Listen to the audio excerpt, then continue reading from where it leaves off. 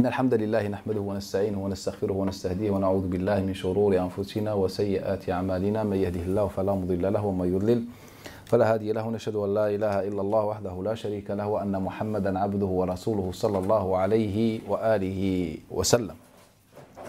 On reprend la lecture du livre Masail min fiqhi al-jihad. Et aujourd'hui, Inch'Allah Ta'ala, ou bien ce soir, Inch'Allah Ta'ala, nous allons parler d'un sujet ou bien d'un chapitre titré Jawaz Qatl Asnaf al-Kuffar al-Sabiqa min al-Nisa, l'autorisation, bien un chapitre, un sous-chapitre, sur l'autorisation de tuer les catégories que nous avons évoquées précédemment. Donc le titre de ce chapitre, comme les femmes, les enfants, les vieux, les malades, ou bien les handicapés de façon générale, les ouvriers, etc. Donc, il dit, ce chapitre, il nous dit, ou le sens du chapitre, l'autorisation de tuer ces catégories qu'on a évoquées précédemment, de façon taba'an la qasdan, c'est-à-dire pas en les ciblant, mais de façon indirecte, c'est-à-dire que il va nous parler sur de certaines attaques qui sont, par lesquelles on vise les soldats, mais on peut toucher également ces catégories. Donc il nous a dit à la base que, donc ce qu'on a vu déjà, qu'à la base on ne peut pas tuer ces catégories pour la simple raison que ces catégories sont considérées comme une richesse des biens et le gaspillage est interdit. Pour les femmes, on a leur corps, etc. et il ne faut pas les négliger. Donc, à la base, on ne les tue pas, suite à cette interprétation. Mais on peut les tuer, mais de façon indirecte. Donc, on ne peut pas les viser, mais on peut ou bien si on provoque leur mort, eh ben, c'est autorisé. Le sens du chapitre. Il nous dit awalan. Il dit premièrement at-tabyit ou al-bayat ou al-ighara. Donc premièrement, il va nous parler de ce qu'on appelle at-tabyit. Al-bayat vient du verbe bata, passer la nuit, c'est-à-dire attaquer pendant la nuit par surprise. Il nous dit al-ighara, c'est aussi dans le même sens, c'est attaquer par surprise. Et il nous dit, il commence donc. Il va nous donner les arguments. Le premier, d'après Sa'b ibn Jathama, قال مر بي النبي صلى الله عليه وسلم بالأبواء. Le prophète صلى الله عليه وسلم est passé près de moi dans Al-Abwa, proche de Mecca, c'est un endroit proche de Mecca. وسئل عن أهل دار يبيتون. Et puis on l'a interrogé sur des gens qui sont attaqués par surprise. فَيُصَابْ مِنْهُمْ نِسَاؤُهُمْ فَيُصَابْ مِنْ نِسَائِهِمْ وَذَرَارِهِمْ. Et on tue en même temps leurs filles, leurs femmes et enfants. Et قَالَهُمْ مِنْهُمْ. Le prophète sallallahu alayhi wa sallam a dit, ils font partie d'eux. Donc on lui pose la question sur le fait d'attaquer des gens par surprise et en même temps, donc dans la foule, on tue les femmes et les enfants. Il nous dit, ils font partie d'eux. Après, il nous dit, et ce hadith-là est aussi un chapitre dans l'authentique de Bukhari. Donc, c'est un hadith qui est rapporté par le Bukhari, il l'a utilisé comme chapitre et il l'a rapporté dedans. Après, il nous dit, deuxième argument, toujours d'après Sa'b ibn Jatham al-Layti. Donc, généralement, il est en train de suivre la méthodologie que tous les savants musulmans suivent.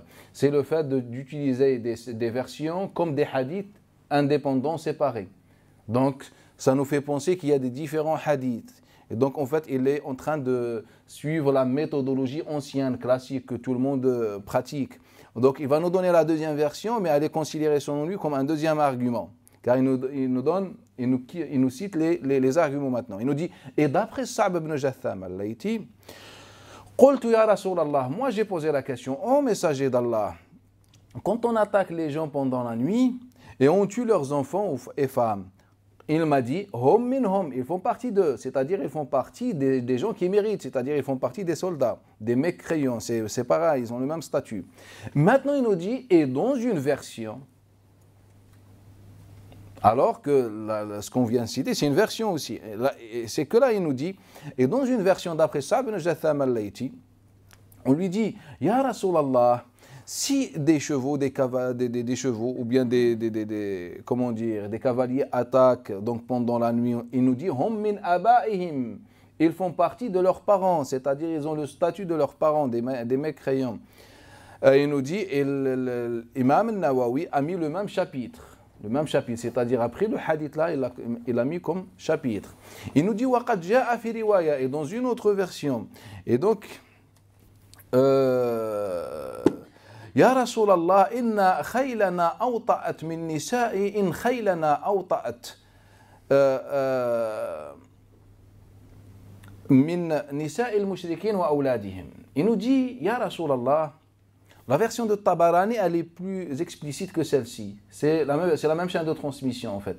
Oui, il ne cite pas les chaînes, mais en fait, on lui pose la question, Ya Rasulallah, parfois lorsqu'on attaque pendant la nuit, et il y a des enfants, des petits enfants, qui se cachent sous les chevaux, donc, ou sous les bêtes. Une vache allongée, et ben le petit enfant, qu'est-ce qu'il fait? Il se cache entre ses pattes. Et on les piétine. On les tue.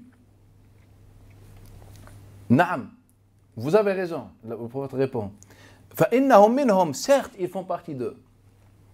D'après Salam ibn Akwa, donc il nous donne encore un autre argument. Donc selon son ordre, c'est le sixième argument. Alors qu'on est face à un argument jusqu'à là. C'est Sa'd ibn Jatham al-Layti. Parfois il dit je vais poser, parfois on va parler de ce hadith-là.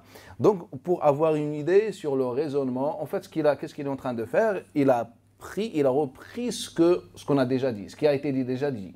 Donc il n'est pas en train de faire une philosophie, un ijtihad, et qu'il cherche les arguments. En fait, il a été dans les livres du fiqh, nos livres du fiqh, et il a pris les arguments. Et il nous donne un autre argument. Il nous dit, et d'après Salam ibn Akwa, قال بيتنا هوازن مع أبي بكر الصديق وكان أمره علينا النبي صلى الله عليه وسلم. Il a dit, nous avons fait al-bayat à la tribu de Hawazin, c'est-à-dire nous avons attaqué la tribu de Hawazin pendant la nuit. C'est-à-dire pendant la nuit, on ne va pas faire la différence entre les femmes, les enfants, etc. Pendant la nuit, ce n'est pas éclairé, on va tuer tout le monde. وكان أمره النبي صلى الله عليه وسلم علينا, et c'était le prophète sallallahu alayhi wa sallam qui a désigné Abu Bakr as-Siddiq comme chef sur nous. Donc c'est un autre récit. Et il nous dit, et dans une version, toujours d'après Salam ibn Akwa, كان شعارنا ليلة بيتنا فيها هوازن مع أبي بكر الصديق أمره علينا رسول الله أمت أمت. Et notre shi'ar, c'est comme se fait chez l'armée dans la guerre, on a une parole, on a un chant à répéter. Et donc c'était amit, amit, assassine, assassine, amit, amit. وقتلت بيدي ليلة 7 أهل بأبيات. Et avec mes propres mains, j'ai tué 7 familles. Et dans une version, après il nous rapporte la même chose, il nous confirme qu'il a tué 7 familles.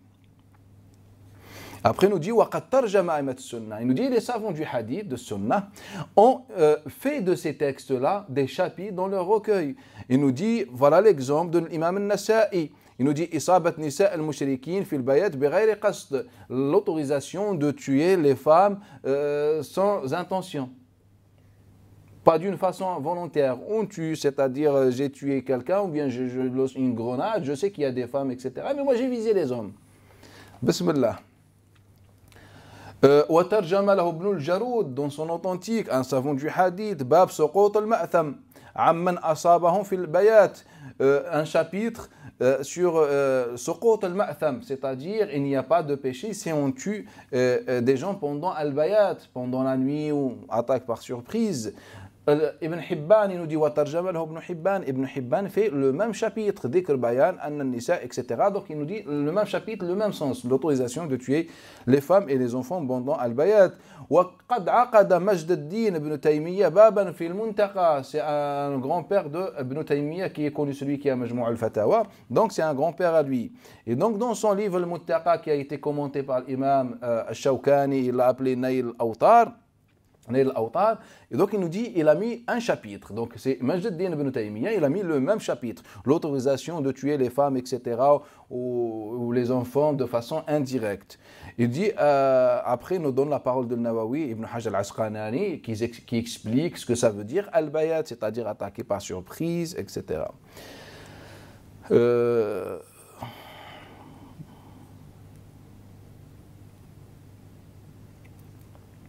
Après, il nous rapporte la parole d'Ibn Abd al-Barr, qui est une référence au sein de l'école malikite. Il nous dit min sunnati Rasulillah sallallahu alayhi wa sallam, de la sunna de Nabi sallallahu alayhi wa sallam, al-ghara ala al-mushrikin sabahan, l'attaque le matin, la matinée. C'est de la sunna de Nabi sallallahu alayhi wa sallam. Ainsi que l'attaque pendant la nuit, wa laylan, wa bihi amal al-khulafa ar-rashidun. Et c'est ainsi que les khulafa ar-rashidun, les 4 califes, ont fait. Abu Bakr, Omar, Uthman, Ali. Warawa Jundub ibn Makit al-Juhani. Et Jundub ibn Makit al-Juhani rapporte que le prophète sallallahu alayhi wa sallam a envoyé Ghalib ibn Abdullah al-Laythi, Sariya, etc. Bref, ça c'est le Waqidi qu'il a inventé, on ne l'évoque même pas. Donc lui, son objectif c'était d'utiliser plus la parole d'Ibn Abd al-Barr et pas l'argument. Ibn Abd al-Barr est une référence. Donc on ne perd pas notre temps avec Ibn Waqidi, qui est déjà connu. Il dit wal qawl, et la vie autorisant de tuer les femmes et les enfants indirectement est la vie des 4 écoles, Hanifiya, Shafi'iyya, Al-Malikiyya et Al-Hanabila. Il nous dit précisément, il nous dit, après il nous dit Qala An-Nawawi, l'imam An-Nawawi a dit, donc à chaque fois généralement quand on dit An-Nawawi, normalement il donne Sharh Muslim. Sharh Muslim, naam. Donc il nous dit, Nawawi a dit, wa qatlu nisa, tuer les femmes et les enfants pendant la nuit, etc. Huwa madhhabuna, c'est notre école. Wa madhhab Malik, et l'école de Malik. Wa Abi Hanifa, et Al-Jumhur, et la majorité. Qultu, donc c'est l'auteur de ce livre, dit, et moi, et c'est l'avis de et c'est également l'avis de Ahmad ibn Hanbal. Il nous dit, et parmi les textes démontrant, prouvant, c'est dire, il nous dit 2 points, min fiqh al-Hanafiyya, parmi les exemples de l'école hanafite, il nous dit 2 points, il nous donne la parole de Kamal ibn al-Hammam. Parmi al-Malikiyya, il nous donne la parole d'Ibn Abd al-Barr, toujours dans l'autorisation. Parmi Shafi'iyya, parmi al-Hanabila, et donc il nous donne les avis. Après, il nous parle deuxièmement. Donc, premièrement, c'était al-bayat, attaqué par surprise la nuit, etc. Deuxième cas, c'est lorsque les non-musulmans, les ennemis, utilisent les enfants et les femmes comme des boucliers. Voilà, nous on se cache. Ou bien ils se mettent dans les villes, et nous on veut bombarder. Est-ce que la présence des femmes et les enfants nous empêche? Ou bien en islam, il n'y a aucun problème? Et bien donc il va nous rapporter le ijma', ou bien il va nous rapporter la divergence. Il nous dit wal fuqaha wal a'imma huna ala qawlayn. Donc les savants ont 2 avis. Il y en a qui autorisent dans la nécessité, comme l'Ahnaf, comme certains Ahnaf, certains Hanbalites, et un avis au sein de l'école Shafi'ite. Et après, astaghfirullah. Il nous dit, ceux qui autorisent dans la nécessité sont les Malikites, et un avis au sein de l'école Shafi'ite. Et ceux qui autorisent de façon générale sont les Ahnaf, les Hanbalites et les Shafi'ites dans le 2e avis, même s'il n'y a pas de nécessité. Et donc il va nous parler des écoles. Il va nous donner parmi les paroles de l'école malikite, Ibn Juzay, bref, de Souqi, etc. Parmi le Shafi'iyya, la parole de l'imam Nawawi dans le Minhaj, Al-Hanabila ibn Qudama, Al-Tahawi chez Al-Hanafiyya, etc. Voilà, juste pour avoir une idée avant qu'on commence, Inch'Allah, la question. Et après, quand on tourne, donc maintenant, il a, dans ce sous-chapitre, il a évoqué 2 points, 2 cas. Le premier cas, attaqué pendant la nuit. Deuxième cas, c'est lorsqu'on utilise les femmes et les enfants comme bouclier. Et puis, on tourne au 7e sujet, donc c'est un chapitre indépendant. Il nous dit l'autorisation de tuer les kuffars, les mécréants, par tous les moyens possibles. On peut utiliser tous les moyens possibles pour tuer al-kuffar. Pourquoi je rentre directement dans ce chapitre? Car j'ai remarqué que lorsqu'il utilise des arguments, en fait, il va utiliser un argument qui vient de l'utiliser dans le chapitre que je viens de lire. Et donc, il n'a pas remarqué quelque chose, ni lui ni les savants, car lorsqu'ils ont à traiter le sujet, ils ne se sont pas rendus compte qu'il s'agit de la même affaire ou le même récit. Bref, il nous dit, de toute façon, on va le relire, ce chapitre, mais il va nous dire le premier argument, Allah Ta'ala dit « c'est-à-dire préparer les équipements possibles pour la force, etc. » Donc c'est un verset. Un verset. Donc ce verset ne contredit pas l'éthique de la guerre en islam. Quand tu veux faire la guerre et tu es obligé de faire une guerre, bah, tu te prépares. Tu ne vas pas avec des fleurs, ce qui est logique. Donc il n'y a pas de... la précision vient dans l'interprétation des savants. C'est eux qui ont interprété. Et l'interprétation se trouve dans le deuxième argument. Donc, il est dans le verset. Et maintenant, il va nous conditionner le verset pour comprendre le verset, deuxième argument, ce que les savants ont déjà donné. Rappelez-vous, ce n'est pas lui qui fait l'ijtihad. Deuxième argument, il nous dit وَقَدْ جَاءَ عَنْ مَكْحُولٍ. On rapporte d'après Makhoul, al-Shami, que le prophète sallallahu alayhi wa sallam, nasab al-manjaniq, a mis à attaquer al-Ta'if en utilisant al-manjaniq, la catapulte. Il a bombardé la tribu de Thaqif, Ta'if, la région de Ta'if, pendant 40 jours. Il nous dit, et c'est ainsi que Amr ibn al-As a fait contre les gens de l'Iskandariya, une ville égyptienne. Et après, il nous dit, on descend pour voir le commentaire, il nous dit, le hadith de Makhoul, il est mursal. Ses transmetteurs sont fiables, rijaluhu thiqat. Sachant qu'il est rapporté de façon continue, c'est-à-dire muttasil, d'après Abu Ubaïda ibn al-Jarrah et Ali ibn Abi Talib. Et chaque de ces chaînes est faible. Il nous dit, wa fi kull sanad maqal. Mais le récit de Makhoul est authentique jusqu'à Makhoul. Mais il y a d'autres qui sont rapportés d'après les compagnons. قال شيخ الإسلام ابن تيمية. Il nous dit, Cheikh al-Islam ibn Taymiyyah a dit, dans ce genre de mursal, qu'est-ce que le mursal? Lorsqu'un tabi'i ou quelqu'un qui n'a pas tout simplement entendu Nabi sallallahu alayhi wa sallam et il dit d'après le prophète sallallahu alayhi wa sallam, il s'appelle al-mursal. Bref, il nous dit que al-mursal a été utilisé par les grands, la majorité des savants de sahaba, de tabi'in, etc. Et bref, il va nous donner comme ça. Donc il va essayer de renforcer et de prouver l'authenticité de tout ça. Donc il utilise la parole de Ibn Taymiyyah dans laquelle on parle de la... Et c'est vrai, naam, la grande majorité. Si ce n'est pas al-ijma', autrefois, avant l'existence de Shafi'i, il y avait pratiquement un consensus. Que tous les musulmans, comment on a su ce consensus? C'est qu'on a vu que tous les compagnons, tous les tabi'in, sans exception, utilisaient comme argument des hadiths qu'ils n'ont jamais entendus de Nabi sallallahu alayhi wa sallam. Et souvent les autres acceptaient leur argumentation. C'était une tradition courante à l'époque. Maintenant on revient, on résume. Il nous dit quoi? Il nous dit, à la base, on ne tue pas les femmes, les enfants, etc., car c'est des biens pour nous, mais on peut les tuer indirectement. On peut les tuer indirectement. Et donc, il rapporte le ijma' sur ça. Après, il nous parle du cas du bouclier. Et après, il nous donne des arguments. Le premier, c'est celui de Sa'b ibn Jatham al-Layti.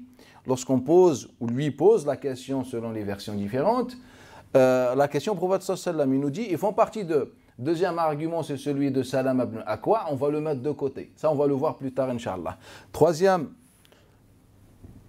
argument, c'est celui en fait, de Makhoul al-Shami. Celui de Makhoul al-Shami, car déjà les savants musulmans, ou bien les savants, de nombreux savants, utilisent la parole de Makhoul sur la catapulte parmi les arguments qui autorise le fait de tuer les enfants et les femmes indirectement. Car quand on utilise ça, on peut le tuer. Donc c'est pour ça que les savants l'utilisent dans ça. Sauf lui, dans son livre, il a mis 2 chapitres. Sinon, les savants utilisent ça dans le même chapitre.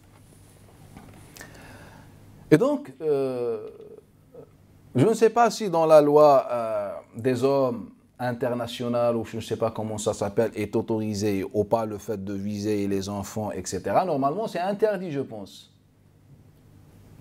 Dommage collatéral, c'est pas interdit. Je pense que lorsqu'il s'agit d'un village ou d'une ville occupée par des civils, je pense que personne n'autorise, ou la loi n'autorise pas ça, la loi des hommes, je pense.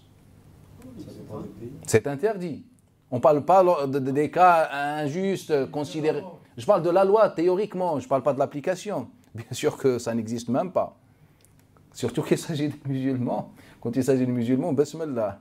On est tous Daesh quand il s'agit des musulmans. Bref. De toute façon, dans la loi divine, chez les musulmans, ça pose aucun problème. Et on ne parle même pas d'un village ou d'une guerre ouverte. En fait, quand tu attaques un petit village ou des maisons, tu peux piétiner les enfants et les femmes. C'est-à-dire que tu ne te prends pas la tête. Quand tu lances quelque chose ou tu tires, tu ne te poses pas la question sur le fait s'il y a des enfants ou pas. Même s'il y a des enfants, tu peux jeter une grenade. Car toi, ton objectif, c'est éviter le mal, c'est tuer le soldat.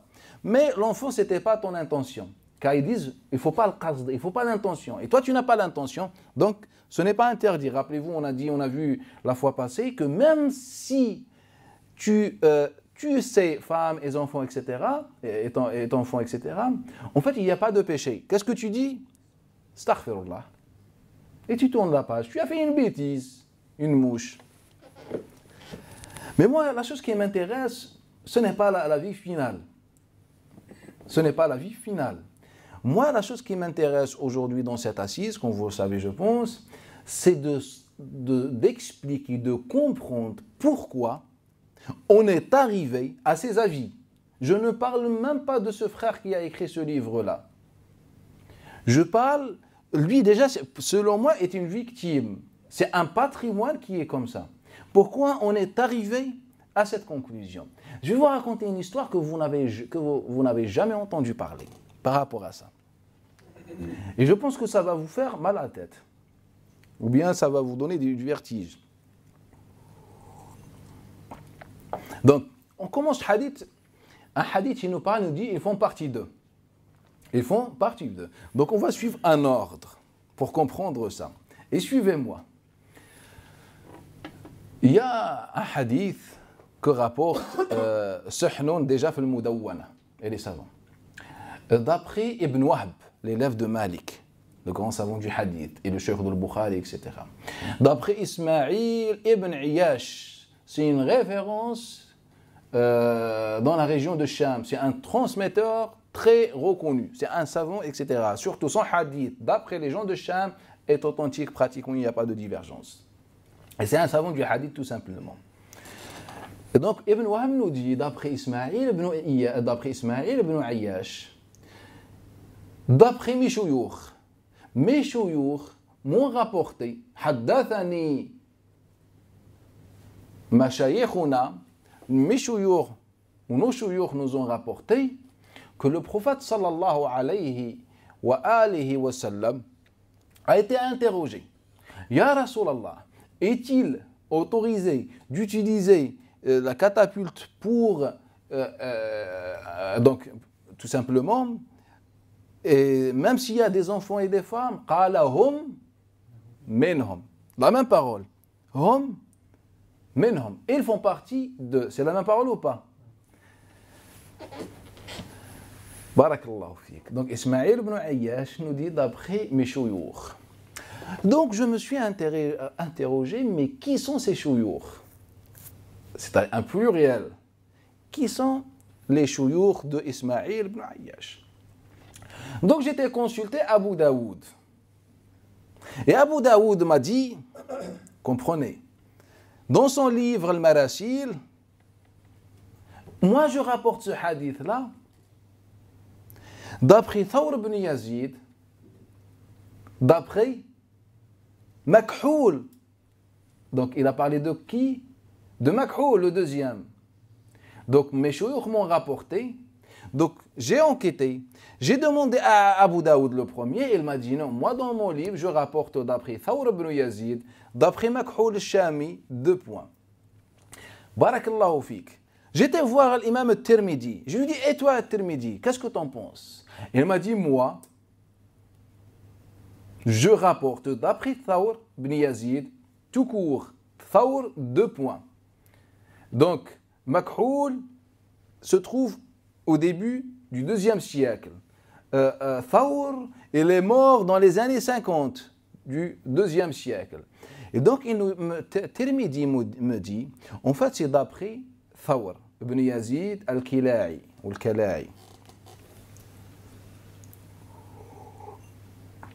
Barakallahu fik. J'étais voir Yahya ibn Abi Kathir. Ou bien j'étais voir Al-Awza'i. Il me dit, moi j'ai demandé à Yahya ibn Abi Kathir, je lui ai posé la question. Oh Yahya, qu'est-ce que tu en penses de l'histoire de la catapulte avec le Ta'if, hum minhum, etc. Qu'est-ce que tu en penses? Qala, j'ai jamais entendu cela. Alors que c'est des voisins. On est dans la petite région. Abu Qilaba, c'est un voisin aussi, très proche de cette région. Comme il rapporte le Bayhaqi dans Sunan, il reprochait à Hisham ibn Sa'd le fait qu'il rapporte ça. Il reprochait à Hisham ibn Sa'd le fait qu'il a rapporté ça. L'histoire de la catapulte et bismillah. Tuer les femmes et les enfants de façon indirecte et utiliser la catapulte et que le prophète l'a utilisé contre les gens de Taïf. Essayez de me suivre, c'est important. Car on va arriver à une conclusion qui va vous faire mal, comme elle m'a fait mal et elle me fait encore mal. Et donc on demande à Ibn Kathir ni Abu Qilaba reprocher, n'acceptez pas, mais taqillah, crains là, pourquoi tu inventes? Mais on sait que Hisham ibn Sa'd, selon son divergence, il était fait par rapport à sa mémoire, il mélangeait les choses. Donc lui, il a livré une chaîne de transmission propre. C'est celle qui rapporte d'après Abu Ubaïda ibn Jarrah. Rappelez-vous. Il nous a dit d'après qui? Il y a une chaîne de transmission d'après Abu Ubaïda, d'après Ali, et chacune est faible. Donc celle d'Abu Ubaïda est rapportée par Hisham ibn Sa'd. Et d'après lui, c'est Muhammad ibn Amr al-Basri qui est menteur. Mais le fait qu'Abu Qilaba reprochait cela à Hisham ibn Sa'd, on n'accuse pas l'élève Muhammad ibn Amr, même s'il était menteur. Car l'autre transmetteur reproche ça à Hisham ibn Sa'd. Donc on est au début du 2e siècle. Au 2e siècle, tout simplement. Je vais raconter une histoire. Il y a un hadith, bien il y a plusieurs hadiths.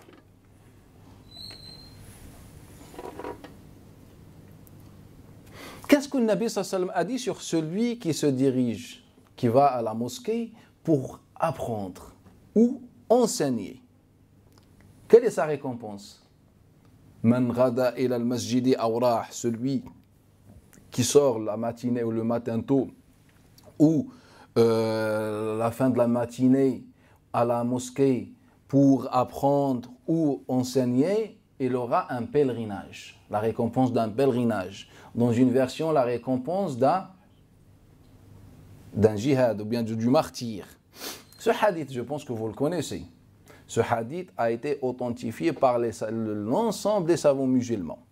Al-Mundhiri, Hafid al-Iraqi, même al-Albani l'a authentifié, Ibn Hajar, tout le monde l'a authentifié. Pour quelle raison? Car il est rapporté d'après Thawr ibn Yazid, d'après Khalid ibn Ma'dan, d'après Abi Umam al-Bahili. Donc c'est une chaîne de transmission authentique selon les conditions de qui?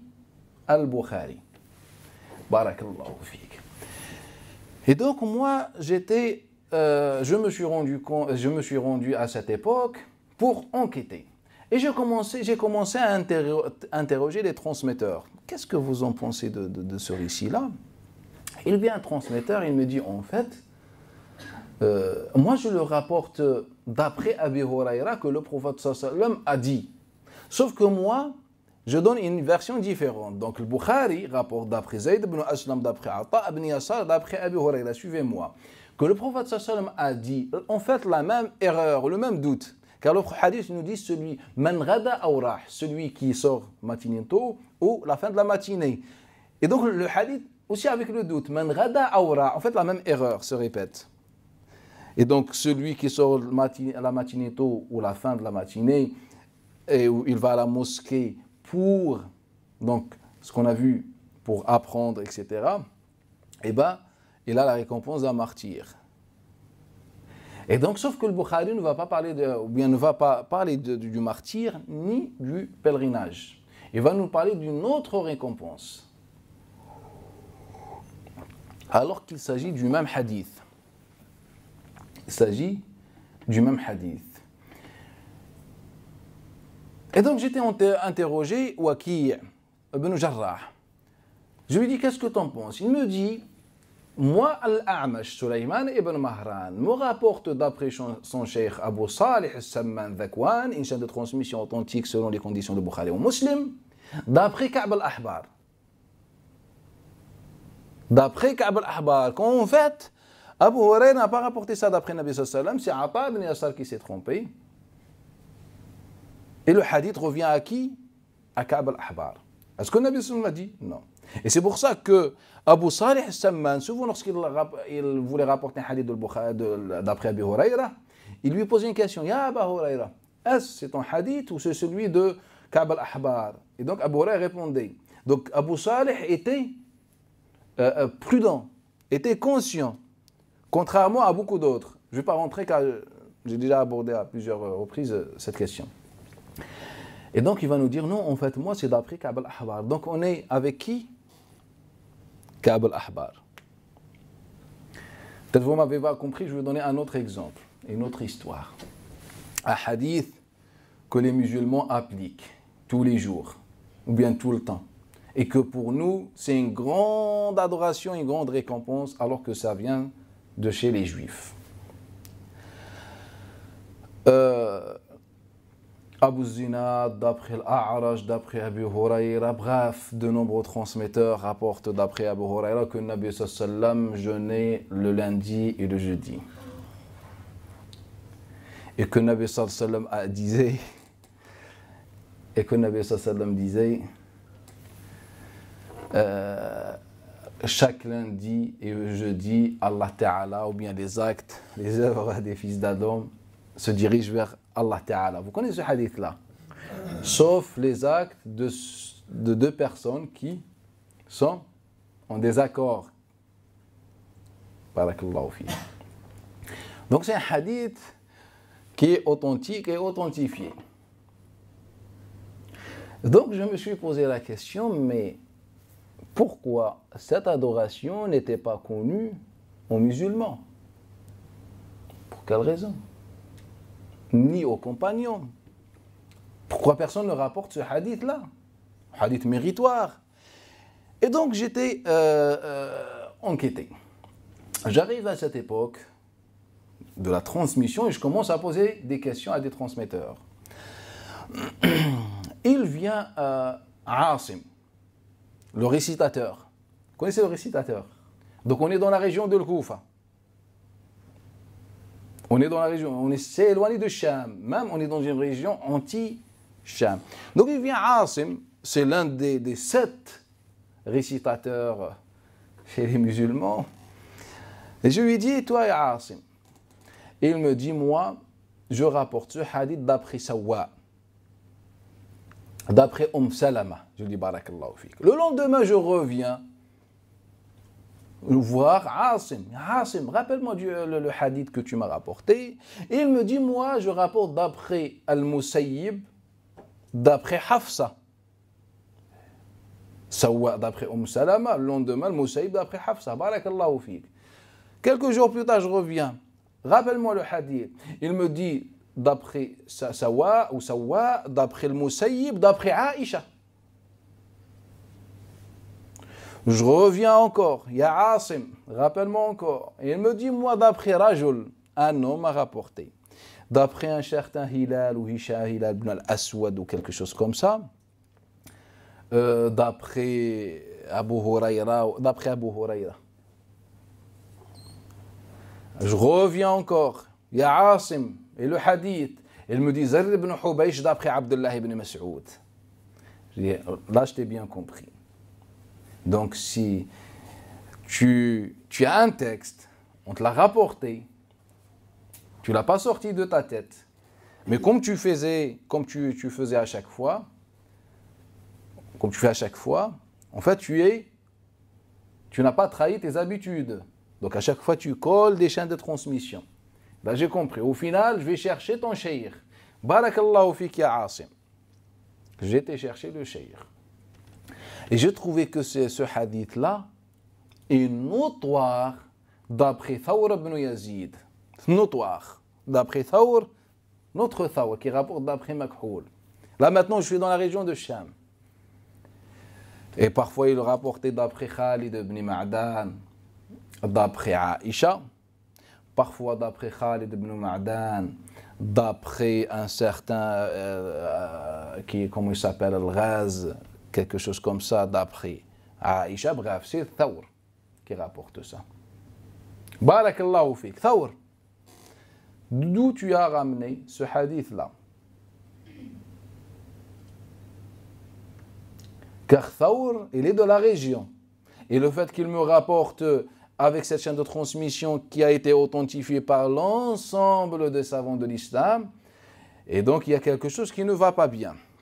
Donc j'ai été consulter les autres transmetteurs. Et je trouve Omar ibn Abi Bakr, ibn Abdurrahman, ibn al-Harith, ibn Hisham.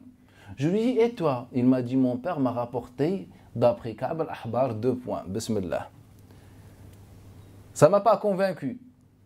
J'étais voir les autres élèves de Abu Huraira. J'ai croisé Saïd ibn Saïd al-Maqbouri. Et toi? Saïd ibn Abi Saïd. Il me dit, je confirme, c'est Ka'b al-Ahbar qui nous a rapporté ça.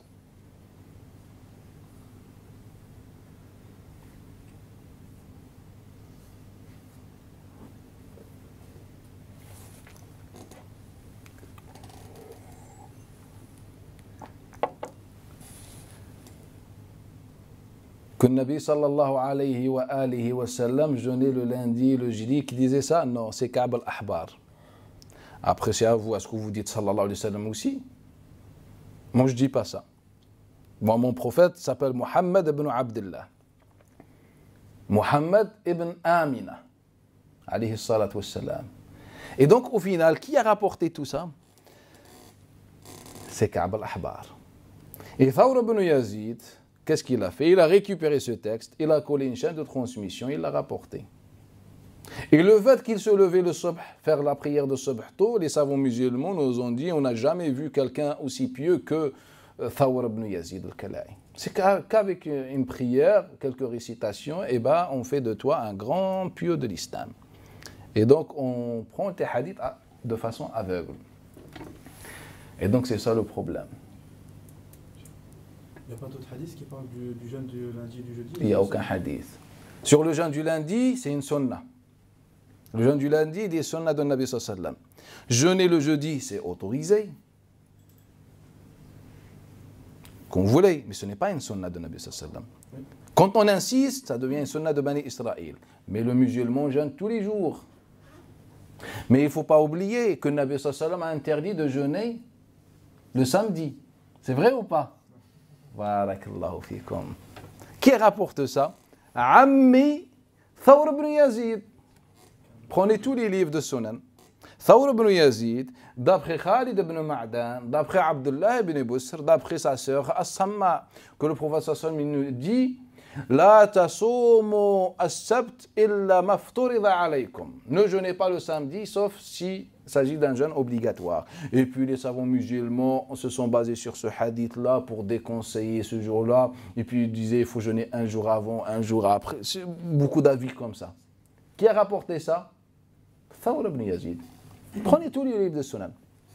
Si vous trouvez un autre transmetteur, venez me voir, revenez me voir. Thawr ibn Yazid a rapporté ça. Cheikh, le hadith qui parle de jeûner lundi, c'est les mêmes hadiths qui parlent de jeûner jeudi. En fait, c'est le même hadith. Ou il y a des autres hadiths qui parlent que de lundi. Non, il y a des hadiths qui parlent que du lundi. C'est le jour où je suis né, etc. Dans ce sens-là, il y a des hadiths nombreux. Donc c'est lundi. Donc lundi, c'est une sunna de Nabi sallallahu alayhi wa sallam. Et comme ça, on fête la naissance du prophète sallallahu alayhi wa sallam. Mais le jeudi, ça n'existe pas. Est-ce qu'Allah Ta'ala élève les œuvres des fils d'Adam pour les traiter? C'est un mensonge. Ce n'est pas une croyance islamique. Et nous, on enseigne ça dans la croyance. Que tu es ash'arite ou maturidite ou salafiste ou ce que tu veux, ou chiite, c'est la même chose. Et on diverge, chacun traite l'autre d'égaré, et au final, on est tous égarés. Car on a pris un récit de Bani Israël. Tout simplement.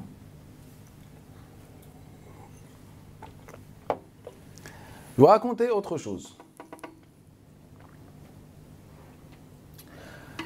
Nabi sallallahu alayhi wa alihi wa sallam dit Al-imamu damin. L'imam est un garant. Wal mu'adhin mu'taman. Allahumma arshid al-imam ou al-a'imma waghfir. Et dans une version wa'fu ala al-mu'adhinin. Avez-vous déjà entendu ce hadith-là? L'imam est garant et comment dire, et le mu'adhin, ou bien qu'Allah guide les imams et Allah guide, pardonne les mu'adhinin. C'est un hadith qui se trouve dans tous les recueils. Quand je dis les recueils, c'est les livres du fiqh, les livres du hadith, etc. Il ne se trouve pas dans le Bukhari ou Muslim. Heureusement. Mais il a été appliqué par tous les savants musulmans. Et c'est pour ça que les savants, lorsqu'ils ont divergé sur l'imam et le mu'adhin, qui est le meilleur, qui est le mieux, l'imam ou le mu'adhin? Et bien les savants ont utilisé ce hadith-là pour nous dire que c'est le mu'adhin. Car Allah demande le pardon pour le mu'adhin. Et pour les imams, il demande juste la guider. En fait, vous êtes responsable. Mais le mu'adhin, est-ce qu'il craint quelque chose, le mu'adhin? Non, s'il est pardonné. Mais est-ce que l'imam craint quelque chose? Non, il est responsable. Il y a une responsabilité. Et donc, ce hadith-là a été rapporté de façon notoire, d'après l'A'mash, d'après Abi Salih, d'après Abi Huraira. Est-ce que vous avez déjà vu un hadith plus authentique que ça? Non. L'A'mash, d'après Abi Salih, le conscient, le prudent, méfiant, d'après Abi Huraira, d'après le prophète sallallahu alayhi wa sallam. J'ai posé la question à Sofiane al-Thawri. Je dis à Sofiane, qu'est-ce que tu en penses? Vu que tu as côtoyé longtemps un moment l'A'mash. Il me dit, par Allah, l'A'mash n'a jamais entendu ce hadith de Abu Salih. Donc on n'arrive pas à Abu Salih, on est au 2e siècle. C'était pas suffisant. Donc j'ai cherché et j'ai trouvé un nombre intéressant de transmetteurs. Rapport d'après l'A'mash qui dit, on m'a rapporté d'après Abu Salih. Donc il y a quelqu'un qui manque. Il y a quelqu'un qui manque. Mais Shafi'i dans le Musnad, le Bayhaqi, Ibn Khuzayma dans l'authentique, etc. m'ont dit, aucun problème. En fait, il y a le Mutaba'a, en fait, il y a un autre transmetteur qui rapporte. Qui c'est? Suhayl ibn Abi Salih, d'après son père, d'après Abu Huraira. Donc Abu Salih, il n'y a pas que l'A'mash d'après quelqu'un, d'après Abi Salih. En fait, il y a qui d'autre? Suhayl d'après le père. C'est clair, c'est une chaîne de transmission authentique selon les conditions de le Muslim, pas de le Bukhari, car le Bukhari ne rapporte pas d'après Suhayl. Barakallahu fiik. J'étais voir l'imam al-Drawardi. L'imam al-Drawardi, l'un des savants du hadith, et c'est un élève à Suhayl ibn Abi Salih. Je dis, et toi, ya Drawardi, qu'est-ce que tu en penses? Il me dit, en fait, Suhayl m'a rapporté le même hadith d'après l'A'mash, d'après Abi Salih, d'après Abi Huraira. Je lui dis, barakallahu fiik. Donc maintenant, qui? C'est d'après l'A'mash. On revient à la région de l'Koufa. L'A'mash, c'est le Koufa. Suhayl, c'est un Médinois. Donc, Suhayl ne rapporte pas directement d'après le père. Essayez de me suivre sur la finalité des choses. On s'en fiche des noms des transmetteurs. Et donc, Suhayl, au final, il le rapporte d'après l'A'mash. Après, j'étais voir Zaïd ibn Qudama. Et toi, Zaïd ibn Qudama, qu'est-ce que tu peux me dire? Ou bien avant de voir Zaïd ibn Qudama, j'étais voir d'autres transmetteurs de l'A'mash. J'ai trouvé que tout le monde rapporte le hadith d'après Mujahid, d'après Abdullah ibn Omar. Et cette chaîne de transmission a été identifiée par l'ensemble du savant du hadith. L'A'mash d'après Mujahid, d'après Abdullah ibn Omar. Mais nous, si on a étudié un peu de hadith, on aurait remarqué que l'A'mash, selon les anciens témoignages, rapporte rarement des hadiths qu'il les a entendus de Mujahid. Généralement, il fait tadlis. Et donc il fallait qu'on se pose la question, mais on ne s'est pas posé cette question. On a accepté. Et c'est là où je vais voir les autres transmetteurs, ils me disent, non, en fait, Al-A'mash rapportait ça d'après un homme, d'après Abi Huraira, et nous retournait au hadith. C'est le même hadith. Un homme, d'après Mujahid, d'après Abi Huraira. Donc on revient au hadith du Abi Huraira. Mais si l'un de vous me dit, mais il y a Abdel Hamid ibn Sulaiman qui rapporte d'après Abi Hazim ibn Dinar, d'après Salim ibn Abdullah, et on a une chaîne de transmission indépendante. Je lui dis, Barakallahu fik, Abdel Hamid était d'où de Medina, était proche de qui? De Suhail ibn Abi Salih. Qu'est-ce qu'on a dit sur lui pour que je ne vous donne pas d'argument? Eh bien, sans divergence, il confondait les chaînes de transmission. Donc, qu'est-ce qui s'est passé? Il y a Suhail qui a pris ça d'après l'A'mash. Il est venu avec ce hadith-là à Médine.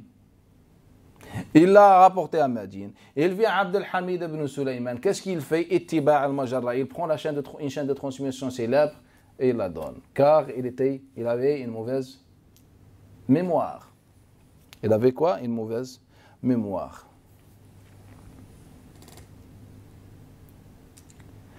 Et qui a rapporté ce hadith-là? Qui est cet homme? C'est Ammi Thawr ibn Yazid, car le hadith est notoire d'après Thawr ibn Yazid, d'après Anas ibn Malik. Savez-vous pourquoi? Car Thawr ibn Yazid, qu'est-ce qu'il avait comme profession? Il était mu'adhin. Était quoi? Il était mu'adhin. Il a travaillé mu'adhin pendant de longues années. Avec Makhoul, il était le mu'adhin. Avec Khalid ibn Ma'dan, il était le mu'adhin. Et en même temps, il était engagé dans l'armée. De qui? De Bani Umayya. Et donc, qu'est-ce qu'il voulait dire? Nous, les mu'adhinin, les mu'adhin comme moi, aucun problème, la belle vie. Mais vous, les imams, et donc on utilisait comme celui qui vendait les pastèques, il nous a dit Ta'am ahl al-jannah al-battir. C'est un hadith. La nourriture des gens du paradis, c'est quoi? La pastèque. C'est un hadith. Mais les savants avaient tranché. Ils nous ont dit a été inventé par un vendeur de pastèques. On leur a dit Barakallahu fikum. Mais pourquoi vous n'avez pas dit la même chose sur un vendeur de ça? Un vendeur de dînes qui vend sa religion. Pourquoi vous n'avez pas appliqué la même chose? En fait, c'est ça ce qui s'est passé. Et les hadiths de Thawr ibn Yazid sont très nombreux. Là, dans ces exemples, vous remarquez qu'on a des chaînes de transmission très différentes. Tous les savants musulmans sont tombés dans le piège. Il y a plusieurs chaînes de transmission. On fait le cocktail, on prend le tout. Chaque chaîne renforce l'autre et ça nous donne un hadith authentique. Et au final, c'est Thawr ibn Yazid derrière ça. C'est Thawr ibn Yazid derrière ça. Combien d'invocations que les musulmans invoquent ont été inventées? Un jour, Inch'Allah, si Allah nous prolongera la vie, on fera une assise et je vais vous raconter les histoires de beaucoup d'invocations qu'on invoque, qu'on utilise. Et vous allez vous rendre compte. En fait, ce travail, on va le faire, Inch'Allah, en sciences du hadith dans le programme de cette année, en détail, avec les sources, on va lire ensemble, etc. Et chacun aura le temps, l'occasion de réfléchir, de voir comment il a été manipulé. Et donc, tout simplement, Ismaïl ibn Ayyash rapporte d'après les chouyukh, lesquels? C'est Thawr ibn Yazid. Mais si l'un de vous me dit, mais en fait il y a une autre chaîne de transmission de ce hadith-là, je lui dis, a été pris de chez qui? De Thawr ibn Yazid. Car méfiez-vous, même s'il y a parfois une ou deux chaînes de transmission, concernant la catapulte, il n'y a pas d'autres chaînes de transmission. Ce qu'on a inventé d'après Ali, ce qu'on a inventé d'après Abu Ubaïda ibn Jarrah, tout simplement. Et après, on a la parole, cette parole de Makhoul qui a été rapportée par Abu Daoud dans le Marasil et Ibn Sa'd Tabaqat, etc. C'est tout. Ça s'arrête là. Et après, pour les autres, pour l'histoire je ne sais pas, de jeûner le jeudi, etc. Par exemple, il y a une autre chaîne de transmission qu'on n'a pas évoquée, par exemple, celle de Baqiyya ibn al-Walid, d'après Bahir, d'après Khalid ibn Ma'dan, d'après, etc. Avec les chaînes d'après Aïcha. Est-ce que là, vous voyez Thawr ibn Yazid? Il n'existe pas. Mais vous pouvez consulter un petit livret en change du hadith et vous allez voir que tout le monde est d'accord que Baqiyya ibn al-Walid faisait ce qu'on appelle tadlis et taswiya. Et ça se parle du fait que les savants nous ont dit ça. C'est des recherches. Ça confirme les dires des savants. Baqiyya ibn al-Walid, qu'est-ce qu'il faisait? Il faisait tadlis et taswiya. Qu'est-ce que tadlis et taswiya? En fait, je rapporte d'après mon cheikh, d'après son cheikh. Qu'est-ce que je fais? J'enlève ce cheikh-là et je passe directement d'après le cheikh du cheikh. Et je colle. Et donc, il dit d'après Bahir, d'après Khalid ibn Ma'dan. Mais il a enlevé qui? Thawr ibn Yazid. Pour que ça donne une autre chaîne de transmission. Et après, on a une chaîne, le hadith est authentique. Non, ce n'est pas authentique. C'est Thawr ibn Yazid. Mais Thawr ibn Yazid a rapporté ce hadith-là, l'a inventé. Tout simplement. Le hadith de Sa'b ibn Jatham al-Layti. Quand on parle de deux hadiths, de Makhoul et celui de Sa'b ibn Jatham al-Layti. Ce hadith-là a été rapporté par qui? Par Abdullah ibn Abbas. Et qui rapporte d'après Abdullah ibn Abbas? Car quand vous prenez l'authentique, les deux, prenez Zuhri, d'après Ubaydillah ibn Abdullah ibn Ubay Mas'ud, d'après Abdullah ibn Abbas, d'après Sa'b ibn Jatham al-Layti. C'est la chaîne de transmission unique dans le Bukhari et Muslim. Quand vous prenez les Sunan, la même chose, sauf Sunan al-Nasa'i, là il nous rajoute d'autres chaînes de transmission. Donc on avait Zuhri, d'après Ubaydillah, d'après Abdullah ibn Abbas, d'après Sa'b ibn Jatham al-Layti. Si on prend en considération ce que Nasa'i rapporte, le Tabarani, etc., en fait, on a Tawus al-Yamani, Sa'id ibn Jubayr, et qui d'autre? Ata ibn Yasar. Les deux viennent rejoindre Ubaydillah d'après Abdullah ibn Abbas. Donc, combien de personnes rapportent d'après Abdullah ibn Abbas? On a le premier, Tawus, deuxième, Sa'id, troisième, Ata, et le quatrième qui est dans le Bukhari et Muslim, Ubaydillah. 4. Et quand on demande à chacun, car j'ai demandé à Sa'id ibn Jubayr, qu'est-ce que tu rapportes? Il me parle d'un petit passage. Je dis, barakallahu fi. J'étais voir Tawus, et toi? Il me rapporte le même petit passage. Sans qu'il mentionne, on a posé la question sur les chevaux tués ou je ne sais pas où ils font partie d'eux. Et après, j'ai demandé à qui? À Ata ibn Yasar. Et toi, Ata ibn Yasar, qu'est-ce que tu rapportes? Il m'a confirmé ce que les autres ont rapporté. Et quand j'étais voir Ubaydillah, en fait, Ubaydillah ne savait pas ce qu'il a rapporté. Pour quelle raison? Car seul Zuhri rapporte d'après lui. Et même si on trouve qu'Abdurrahman ibn Abi Zina donne une autre chaîne, on dit c'est trompé, c'est connu. Sans qu'on rentre dans les débats stériles des savants du hadith, de la science du hadith classique. Bref, il n'y a que Zuhri. Et donc Zuhri, d'après lui, on a divergé. On a des dizaines de transmetteurs qui rapportent ce hadith d'après Zuhri. Et il y en a qui rapportaient le même récit, la même version que ce que ces trois autres transmetteurs ont rapporté, Sa'id, Ata et Tawus. Et il y en a qui rajoutaient. Ça ne pose aucun problème pour les savants du hadith. Il nous dit, ceux qui ont rajouté, ça veut dire qu'ils ont mémorisé plus que les autres. Les autres, ils ont fait quoi? Oublier. Ils ont fait quoi? Oublier. Et donc, on prend le tout. En gros. Et donc, ce récit, le fait qu'on a interrogé le Nabi sallallahu alayhi wa sallam, Ya Rasulallah, et les enfants et les femmes, il nous a dit, ils font partie d'eux. Seul Zuhri au monde qui attribue ça au prophète sallallahu d'après Ubaydillah, d'après Abdullah ibn Abbas, d'après Sa'ab ibn Jathama, Allah était. Les autres ne rapportent pas ça. Sachant même qu'on est un peu perturbé.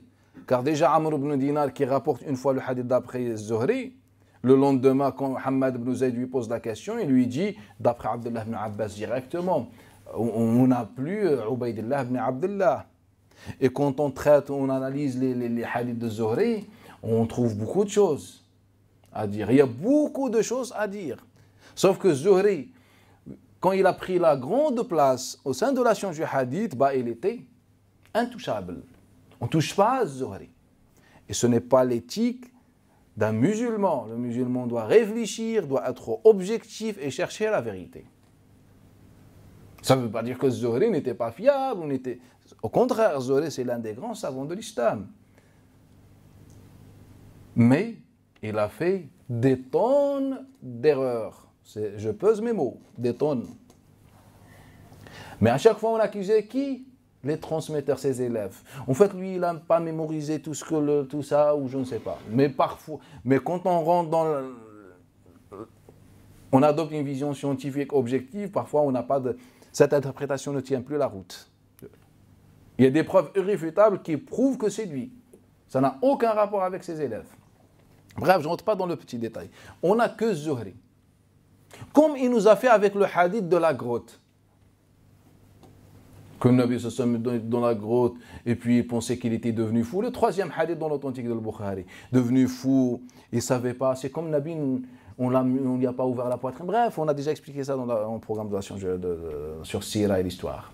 Et donc le prophète il pensait qu'il était fou, il était voir un prêtre, il lui dit non, t'inquiète pas, tu es le message, et là il s'est rendu compte. Et quand le prêtre est mort, la révélation a cessé. Prenez le troisième hadith, la révélation a cessé. Ça veut dire quoi? Qui a inventé Muhammad? Un homme, c'est le récit de Zuhri. Et quand on a consulté les autres compagnons et transmetteurs, personne n'a rapporté ce que Zuhri a rapporté. Personne. Ils nous ont rapporté une version différente, que aucun musulman, ni cheikh, rarement ne connaît. Donc on adore Allah Ta'ala selon ce que les autres nous ont écrit dans leurs livres. Et donc il vient Zuhri, il nous fait un cocktail avec un hadith propagé dans la région de Sham. Car dans les récits qu'on a vus, ça montre qu'il y avait un débat autour de la catapulte, ils font partie d'eux, etc. Il y avait un débat. Sachant que les premiers qui ont utilisé la catapulte avec excès contre tout ce qui bouge, c'est les Bani Umayya, les Umayyads. Et la catapulte n'a jamais existé dans l'époque de Nabi sallallahu alayhi wa sallam.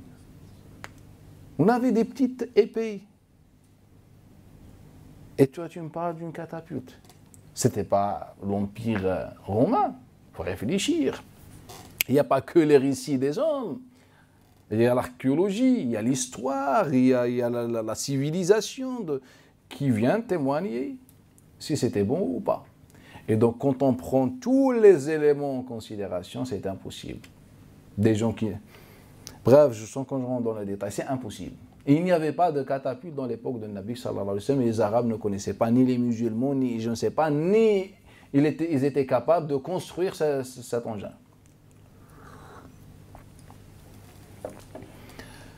Et pourquoi, selon vos récits, pourquoi les musulmans, dans l'époque de Nabi sallallahu alayhi wa sallam, n'ont pas utilisé la catapulte dans ce que vous appelez bataille, la bataille de Khaybar?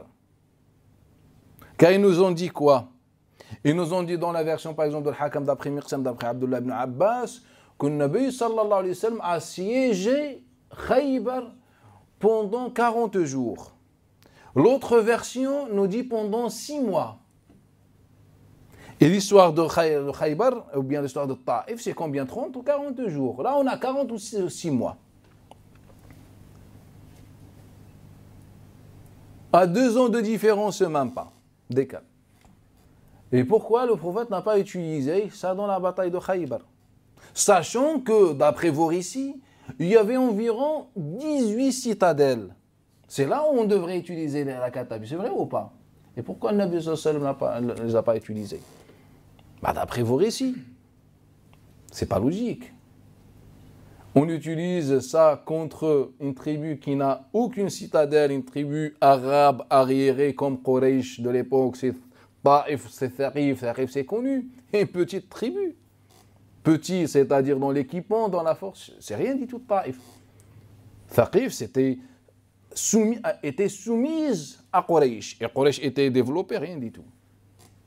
Ils étaient comme les juifs de l'époque, des gens équipés, des relations, les commerces puissants, etc. Non. Qui avaient des citadelles selon vous, selon M. Al-Waqidi ibn Ishaq et compagnie? Non. Et donc pourquoi Nabi sallallahu alayhi wa sallam n'utilise pas la 7e année la catapulte contre 18 citadelles et va l'utiliser contre 0 citadelle environ même pas 2 ans après, plus tard. Pourquoi? Il faut qu'on s'interroge.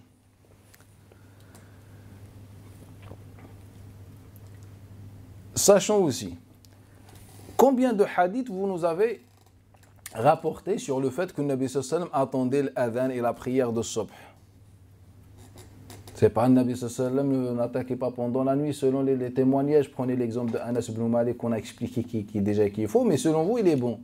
Donc le Nabi sallallahu alayhi wa sallam attendait tout le temps Subh. Il n'y avait pas d'exception. Pourquoi le Nabi sallallahu alayhi wa sallam interdisait de tuer les femmes et les enfants? Authentifié par vous aussi. Et donc pourquoi ça contredit? Et déjà, car lui, Sa'b ibn Jathama, il nous parle de quoi?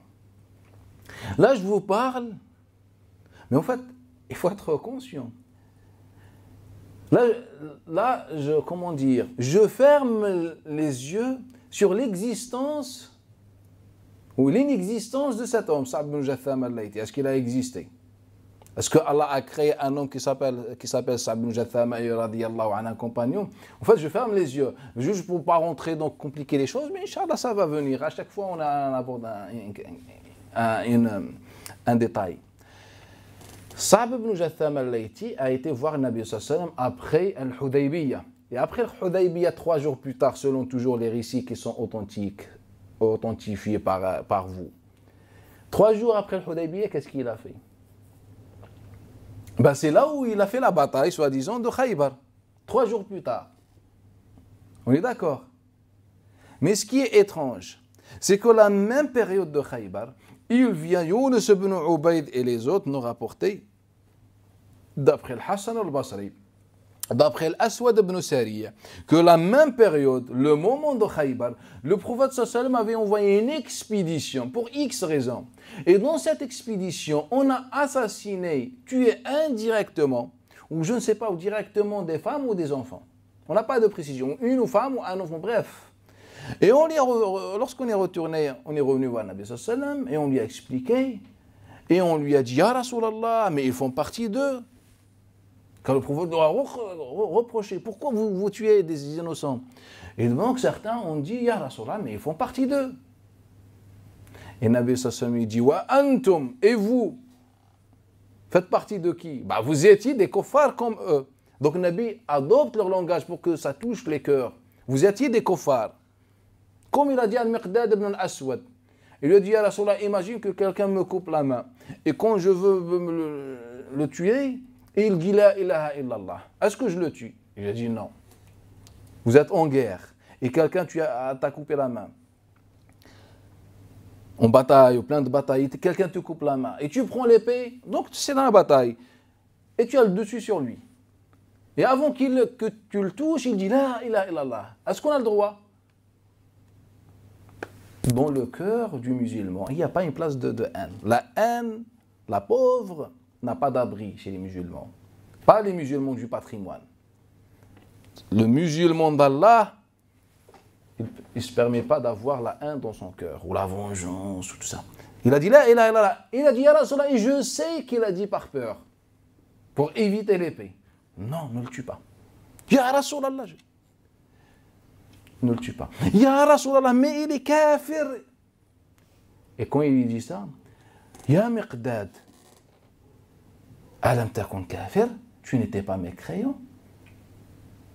Et là, le Miqdad a compris. Tu n'étais pas mécréant? Si. Il est comme toi. Et donc c'est ça ce que le Nabi sallallahu alayhi wa sallam va dire à ses compagnons. Et vous ne faites pas partie des mécréants. Ils utilisent leur langage. Et là, ils ont compris. Et donc, comment c'est possible qu'au même moment, on interroge soi-disant le prophète sallallahu alayhi wa sallam, et il nous dit, ils vont partie d'eux, et au même moment, une expédition arrive, et on dit, ah Rasulallah, on les a tués car ils font partie d'eux. Comment c'est possible que le Nabi sallallahu alayhi wa sallam va reprocher à ces gens, à ses compagnons, pourquoi vous avez tué? Il ne va pas accepter cette argumentation. Est-ce que c'est logique? Quelqu'un vient me poser une question, je lui dis, manger la pomme est interdit. Ou bien est autorisé.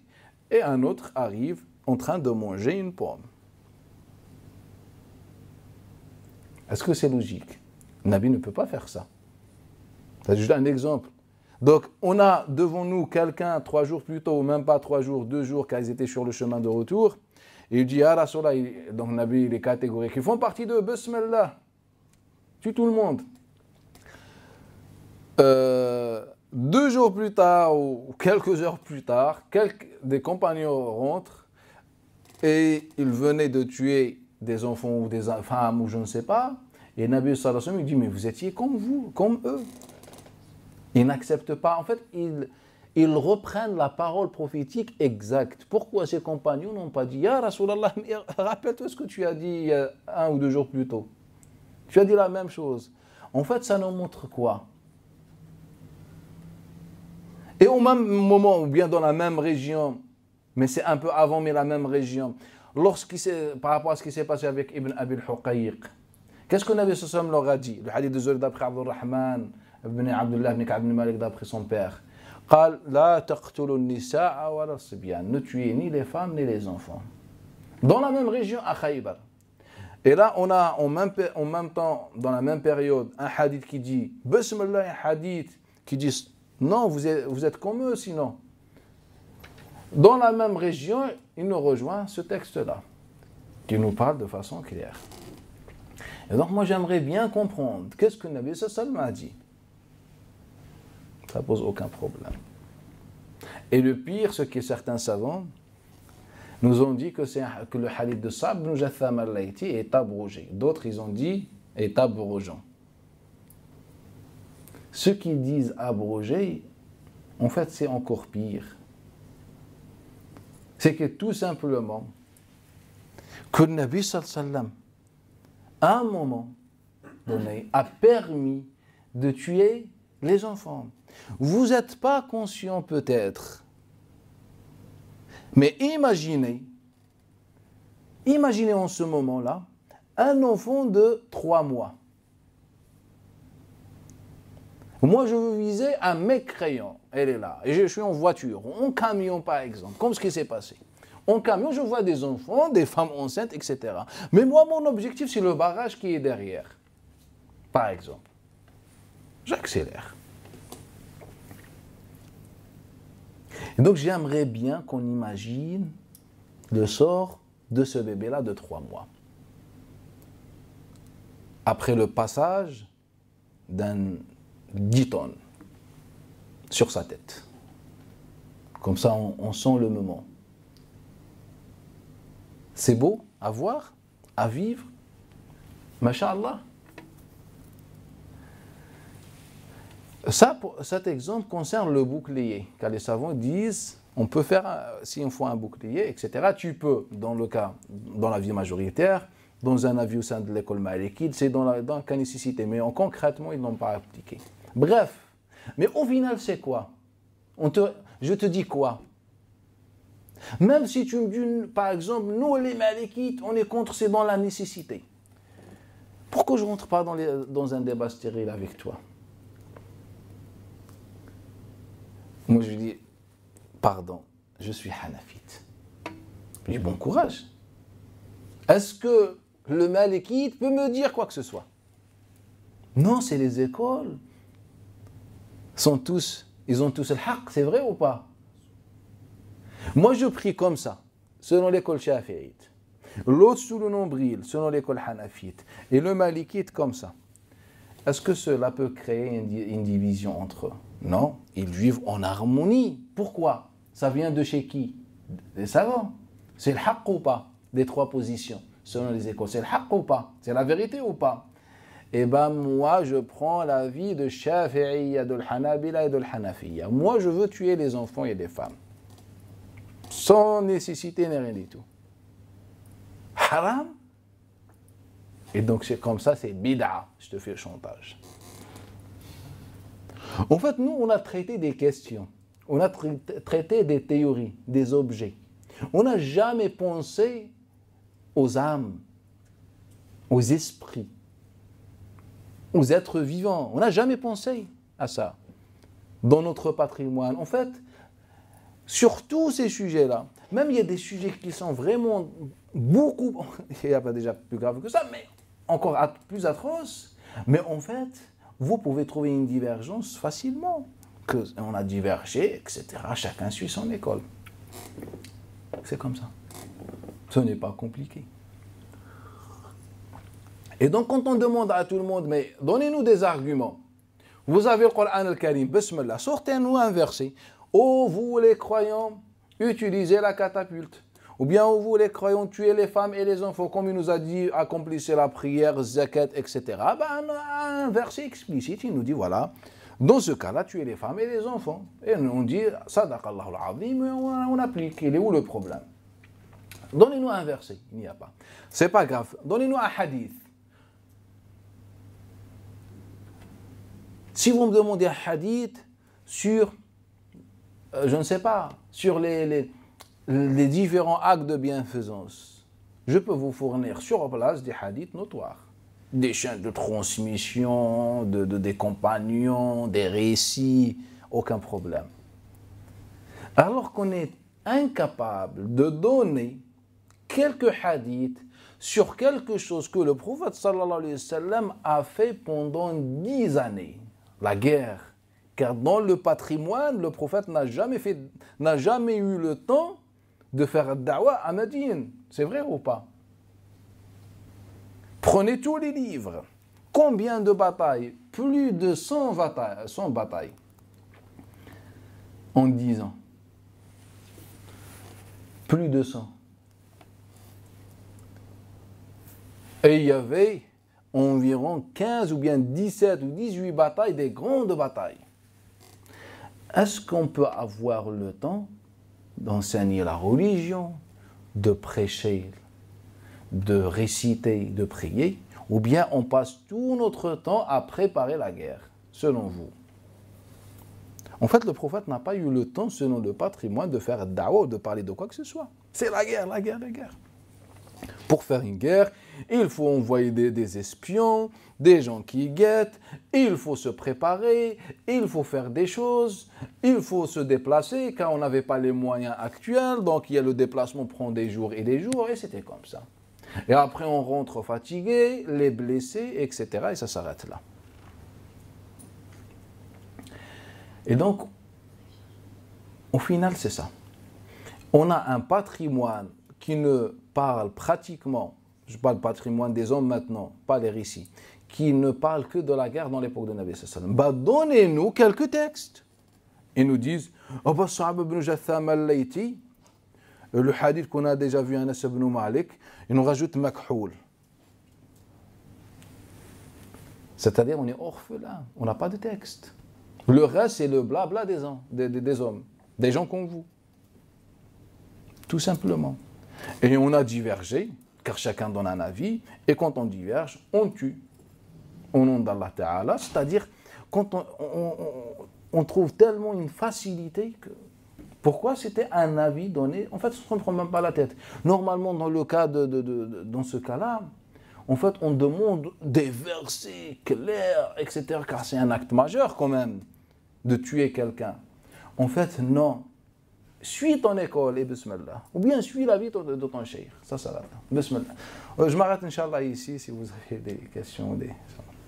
Cheikh, moi, il y a plusieurs points que j'aimerais éclaircir et j'ai du mal à comprendre. Je comprends en fait certaines choses dans le patrimoine et je ne comprends pas d'autres choses aussi que vous avez dit. Par exemple, la catapulte. Je vous pose une question. Par exemple, si actuellement il y a un pays musulman qui se fait attaquer, je vous parle d'actuellement pour qu'on soit dans le concret. Est-ce que par exemple, s'ils se font attaquer, ils vont pas sortir avec des épées ou avec des pistolets? L'époque, elle est différente. Donc si un pays, entre guillemets, musulman se fait attaquer, ils sont obligés de répondre avec des bombes. En fait, c'est l'époque qui est comme ça. Et quand ils vont attaquer avec des bombes, il y aura obligatoirement des morts. C'est des dommages collatéraux, il y en a toujours eu. Dans toutes les histoires des guerres, il y a eu des dommages collatéraux. En fait, en fait, on ne peut pas dire que les dommages, les victimes involontaires d'une guerre sont strictement interdits et donc on ne peut pas le faire. Parce que si on pense comme ça, si aujourd'hui, par exemple, des musulmans se font attaquer dans un pays musulman, si on ne peut pas utiliser la catapulte, qui sont les bombes actuellement, les musulmans, ils se défendent comment? En fait, il faut imaginer tout d'abord la question. Nous, les guerres aujourd'hui sont des guerres ouvertes. Un exemple. On est un pays musulman. Il est occupé par un pays qui nous a attaqués. C'est les civils qui vont nous occuper ou c'est les soldats? C'est ça la question en fait. En quel moment on a tué des civils? Ou bien on peut tuer des civils? Les guerres à distance, cher. En fait, il n'y a plus de soldats. Non, mais tu as donné un exemple, on parle des exemples concrets. Il n'y a pas de guerre ouverte. C'est qui va faire la guerre? On prend l'exemple de la guerre en Syrie. Les présidents des pays arabes vont faire une guerre? Il faut s'arrêter.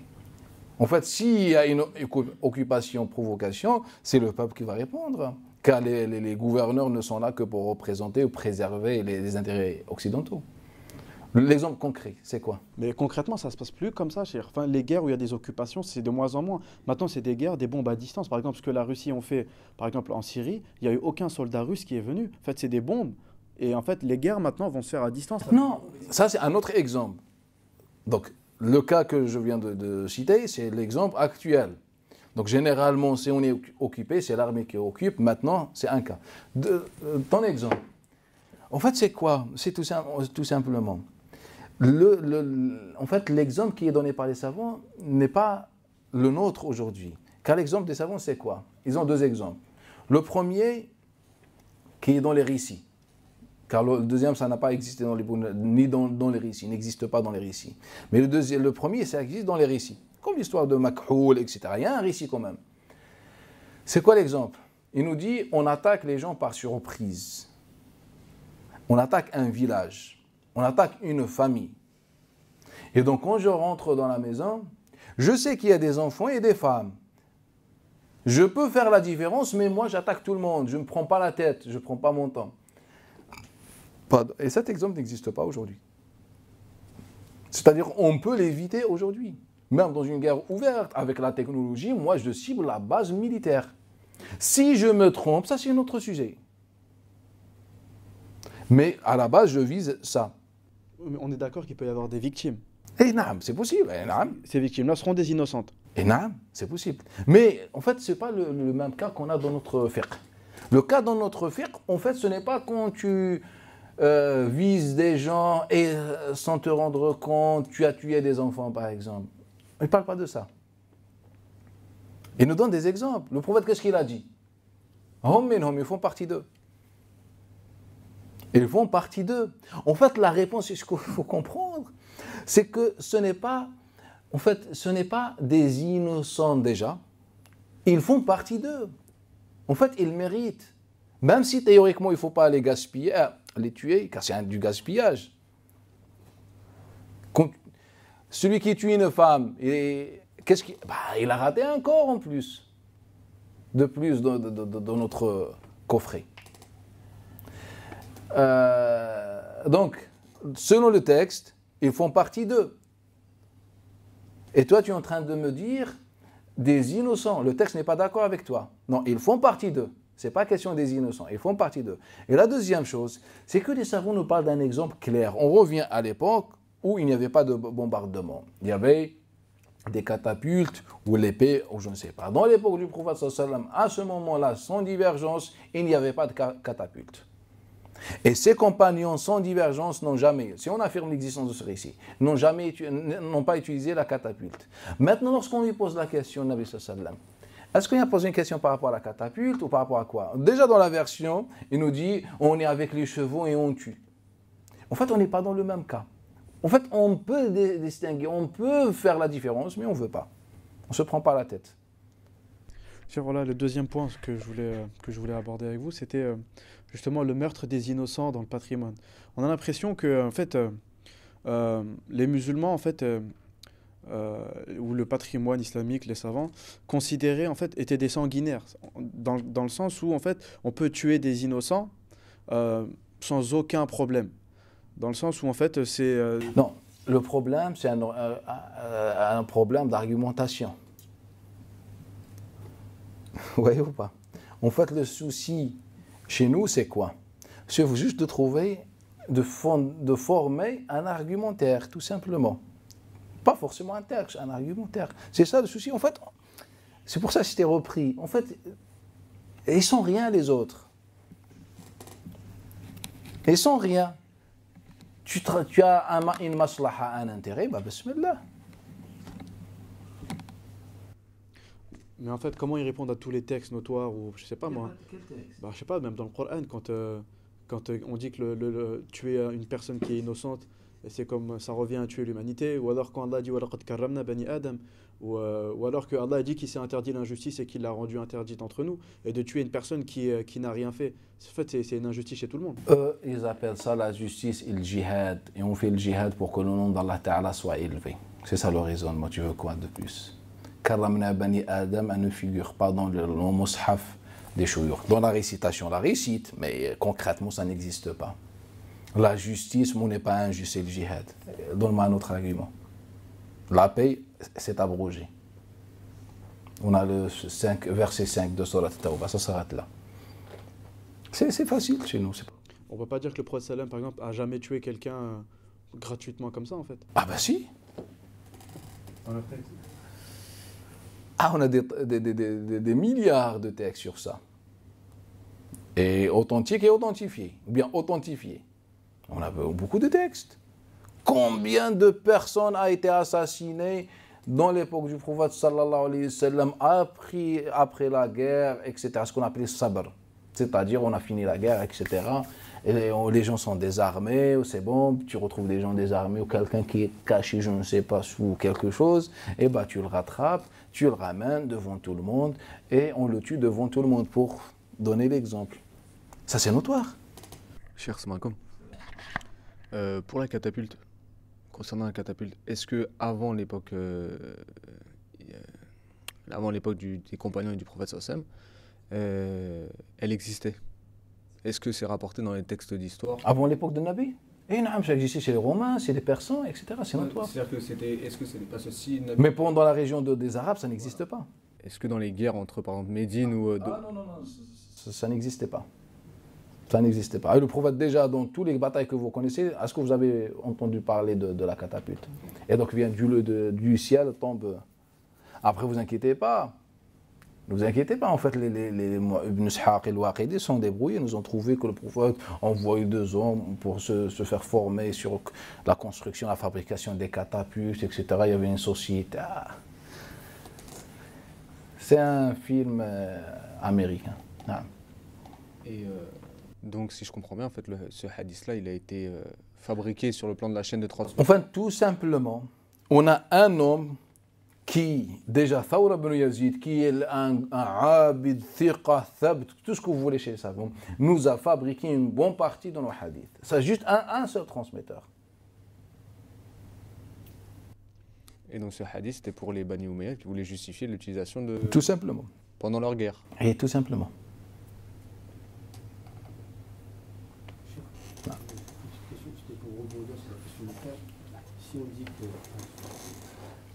Si on dit que, comme vous l'avez dit, que le prophète sallam n'a jamais utilisé la catapulte, si nous, musulmans, aujourd'hui, on est amenés à combattre, comment est-ce qu'on fait pour éviter les dommages collatéraux? Parce qu'au final, c'est presque indépendant de notre volonté, comme il le disait. Et dans le cas, si moi, j'ai pris toutes les précautions et j'ai visé ma cible, et au final, j'ai touché des innocents, ça c'est plus fort que nous, ça nous dépasse. Car nous, on est quoi? On est dans la légitime de défense. C'est plus fort que nous. Nous, on a répondu et on a visé une cible, on a touché. C'est plus fort que nous. Et donc le hadith, c'est bien de ça qu'il parle. Il ne parle pas directement d'aller tuer des femmes et des enfants. Le hadith est faux. Le hadith est un mensonge. Mais le hadith ne parle pas de ça. Le hadith, il parle d'aller directement tuer, même si tu peux faire la différence, tu tues tout le monde. Car c'est la nuit, tu ne te prends pas la tête, tu tues tout le monde. Et déjà, on a le récit qu'on n'a pas encore abordé, Salam ibn Akwa, qui nous dit, moi j'ai tué 7 familles. Le jeu de 7 familles. Mais est-ce que pareil, par exemple, dans la nuit, est-ce qu'on ne peut pas déduire la même chose de la catapulte, c'est-à-dire que dans la nuit, on ne peut pas distinguer les personnes, et donc au final, ça... Mais non, mais dans le hadith, il ne parle pas de la catapulte. Le hadith, il parle, Ya Rasulallah, on est des individus et on attaque. Il n'y avait pas de catapulte. Il dit, les chevaux piétinent des bébés ou tout ça, et le prophète, il dit, ils font partie d'eux. C'est l'autre récit de Makhoul qui rajoute la catapulte. Après Zuhri, il fait le cocktail. Donc oui, justement, c'est-à-dire qu'aujourd'hui, si nous, musulmans, on est amené à attaquer, on n'aurait pas le droit de faire de dommages collatéraux. On n'a pas le droit de viser, on doit prendre toutes les précautions possibles, et on est dans la légitime défense. Donc on répond, et si on touche, c'est plus fort que nous. Il ne faut pas oublier que ce hadith rejoint la vision globale, que le djihad est obligatoire une fois par an, c'est-à-dire, c'est pas dans un cadre de nécessité. Mais ils interdisent quand même d'attaquer les... Enfin, moi, tout ce que après, c'est faux. Il y a rien d'éviter d'attaquer justement les innocents, que ce soit les moines, les gens, les enfants, les femmes, celles qui ont... C'est qui interdit ça? Par exemple, imaginons qu'on suit la vie malékite. Effectivement, le djihad il serait obligatoire une fois par an, mais on aurait dans l'obligation d'éviter de tuer les femmes, les enfants. L'obligation d'éviter les femmes, les enfants, etc., lorsqu'ils sont face à nous. Et ils ne sont pas dans le champ de bataille, on les évite. Mais pendant la nuit, ou par surprise, etc., je commence à joindre les flashs, je vois les femmes et les enfants, en fait, je ne vais pas mourir, je peux attendre ou bien faire une autre stratégie et tuer les soldats. En fait, non, je ne me prends pas la tête. Les tuer. Et déjà, on ne peut pas les tuer dans l'école malékite, ce n'est pas par rapport au fait que c'est haram de les tuer. On revient à ce qu'on disait la fois passée. Car les savants nous ont dit quoi? On ne les tue pas pour quelle raison? Parce qu'ils ne nous attaquent pas. Non. Ce qu'on disait la dernière fois. Car les femmes, on a besoin de leur corps. Et les enfants, ils deviendront des esclaves. Donc c'est ça l'explication de l'école malékite. C'est ça la raison qui pousserait à ne pas tuer. Et naam, selon les malékites. Ça, on l'a déjà lu. Moi, je juste sur ça, en fait, c'est vraiment compliqué de comprendre que les malékites, enfin les musulmans, en fait, considèrent les enfants comme de la main-d'œuvre et les femmes comme un corps. En fait, on a l'impression qu'en fait, en fait, c'est vraiment incroyable. En fait, c'est pas incroyable, c'est un avis juridique. Tu vas mourir si tu prononces. Toi, tu nous fais un dars et tu nous dis, tu es par exemple les enfants. Toi, tu vas rentrer chez toi, tu vas manger et tu vas dormir. Tu vas mourir et tu vas même veiller la nuit et faire le dhikr ou réciter le Coran. Tu vas mourir quand Est-ce que ça t'a enlevé un membre de ton corps quand tu as prononcé cet avis? Non, enfin, c'est un avis. C'est pour ça que les Arabes disent que la langue ne contient pas d'os. Tu peux dire tout ce que tu veux. Et puis, il y aura des gens qui vont appliquer ça. Moi, je voulais savoir sur la bataille de Khaybar. Vous avez dit que le siège avait duré 40 jours. Et je voulais savoir ce qui s'était passé durant ces 40 jours. Parce que je crois que hier, vous avez dit que c'était une sorte de contrat commercial ou bien... En fait, il faut garder ce que j'ai dit hier. Aujourd'hui, si je dis 40 jours, rappelez-vous, j'ai dit d'après vos récits. Ce n'est pas les miens. Je sais que c'est un mensonge. 40 ou 6 mois, c'est un mensonge. Mais d'après vos récits, vous dites comme ça. Vous avez authentifié ça. Mais maintenant, pourquoi le prophète n'a pas utilisé la catapulte? Il n'y avait pas 42 jours. Ce qui est certain, c'est qu'il y avait des jours. Il y avait un entretien, des échanges, c'est normal. C'est normal, des échanges, etc. Une da'wa, et au final, on a accepté, on a invité Nabi sallam, on a mangé ensemble. C'est bon. J'avais une autre question aussi, c'était sur le prophète alayhi salam, quand il avait... Enfin, je ne connais pas vraiment le récit par cœur, mais il y avait un homme qui était, je crois, accusé d'ostentation. Et il avait dit à Abu Bakr d'aller l'assassiner. Il était revenu, c'était Omar qui était reparti, il était revenu, Ali. Je voulais savoir si c'était vrai ou bien pour comprendre un petit peu. En fait, ce petit détail, il y a des choses à dire sur ce petit détail, sur ce récit, etc. Mais moi, je trouve que ce petit détail, même si en matière de hadith, il va avoir du mal à s'imposer comme texte authentique, mais je trouve que c'est très intéressant. En fait, le prophète sallallahu alayhi wa sallam voulait nous faire une démonstration, car il savait qu'on n'allait pas tuer la personne. C'est pour ça qu'il nous a dit que de ses descendants, il y aura des gens, etc. Il nous parle de Khawarij. Il savait, le prophète sallallahu alayhi wa sallam, qu'on n'allait pas le tuer. C'est pour ça qu'il nous a dit, faites. Pour que ça nous montre que l'idée, l'idéologie se fait pas tuer par l'épée, c'est par l'idéologie. On s'arrête, Inch'Allah, ici. Subhanaka hamdika nashhadu an la ilaha illa anta astaghfiruka wa natubu ilayk wa barakallahu fikum.